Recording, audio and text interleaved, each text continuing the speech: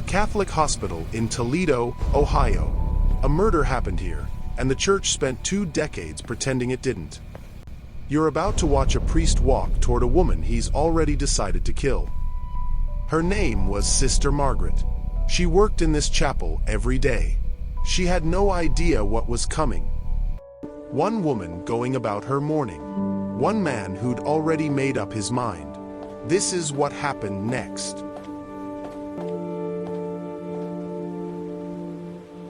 Toledo, Ohio, 1980. A tight-knit Catholic community, and a church with more power here than most people realized. Father Gerald Robinson, 41 years old, hospital chaplain, beloved by everyone around him. Nobody suspected a thing. To the people who knew him, Father Gerald was exactly what a priest should be: warm, trusted, and always present. But Sister Margaret saw something different. A man who didn't take his responsibilities seriously enough. Their conflict wasn't new. Years of quiet arguments, professional tension, and a mutual dislike barely kept under control. Good Friday. My brothers and sisters, on this Good Friday, we contemplate Father the weight of Gerald is sacrifice. mid-sermon. Then, without Forgive me. warning, The he service simply must end now. stops, closes his Father? Bible. Service over. Most people barely noticed, but Sister Margaret noticed everything, and it broke her heart. She confronted him, told him exactly how disappointed she was. Father Gerald stood there and listened, and something inside him snapped. Not a dramatic explosion, just a quiet, cold decision. He was done being questioned, and he was done waiting. He went back to his office and sat alone. And right there on his desk was something he'd overlooked 100 times, until now. A novelty letter opener shaped like a small sword. Decorative, ornamental. Father Gerald picked it up, and this time, he had a use for it. Holy Saturday morning. Sister Margaret was alone in the sacristy, quietly preparing for Easter Mass. Completely at peace. Father Gerald appeared in the doorway behind her. She didn't hear him. She didn't turn around. She had no idea he was there. He moved across the room slowly, deliberately, every step calculated. Sister Margaret kept working, unaware. Then he grabbed her, sudden, violent. The sacristy, a room built for prayer, became the scene of something unthinkable. And then it was quiet. Sister Margaret Ann Pahl was gone. She was 71 years old. But Father Gerald wasn't finished. Killing her wasn't enough. He needed to make sure no one ever looked his direction. He stabbed her post-mortem in the shape of an upside-down cross, trying to make it look like a satanic attack. Then he walked out, straightened his collar, and went about his day like nothing had happened. Minutes later, another sister walked in. She never made it past the doorway. What she found changed her forever. Police arrived quickly, and the staging was almost too deliberate, too theatrical. The detectives noticed immediately.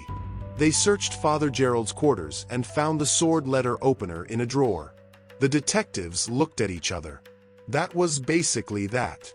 They brought Father Gerald in for questioning. He came in confident and immediately started spinning a story about a stranger who'd confessed to the murder. The detectives pushed hard. The more they pressed, the more his story fell apart, right in front of them. Then he said it. "I made it up." Sitting in a police interrogation room, he admitted he'd been lying to their faces.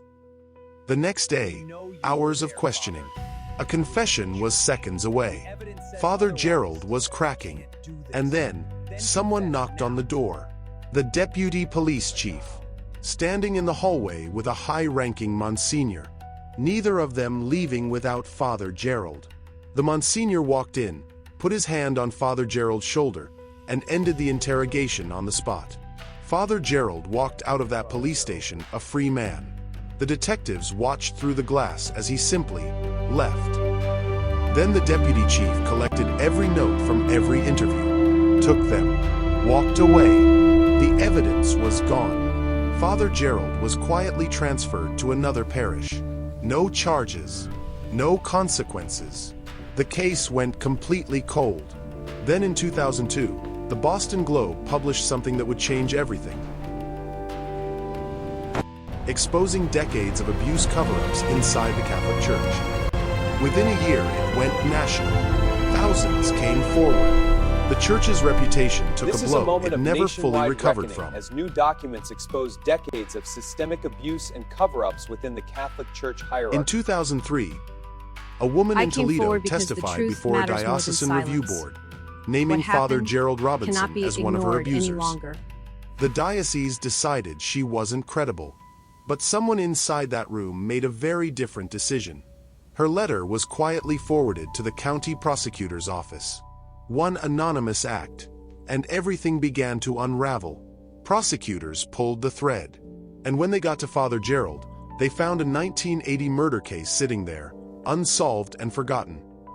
Cold case detectives hit one detail that stopped them cold. Their prime suspect had been walked out mid-interrogation by the deputy police chief. This photograph, it's the same. The dates line up. This changes everything. And Father Gerald was still in Toledo, still a priest, still a Good morning, hospital Eleanor. chaplain. For How are we 24 feeling today? years, absolutely nothing had changed. I was only trying for to him. offer comfort, They brought him in again, as any priest would. older now, But the records show still you visited playing that the wing same multiple game. times after hours. Careful answers, We must address what inconsistencies. happened. The And evidence once again, is right here. he admitted he'd Then lied we in proceed with the 1980. exhumation. Admissions alone weren't enough after 24 years. So investigators made one final call: exhume Sister Margaret's body. In the forensic lab, examiners compared a stab wound in Sister Margaret's bone to the blade of Father Gerald's letter opener. They matched. After 24 years, the weapon had left a mark on bone that time could not erase. And that mark told everything. Father Gerald Robinson was convicted of aggravated murder in 2006 and died in prison in 2014. Sister Margaret had her justice 34 years later.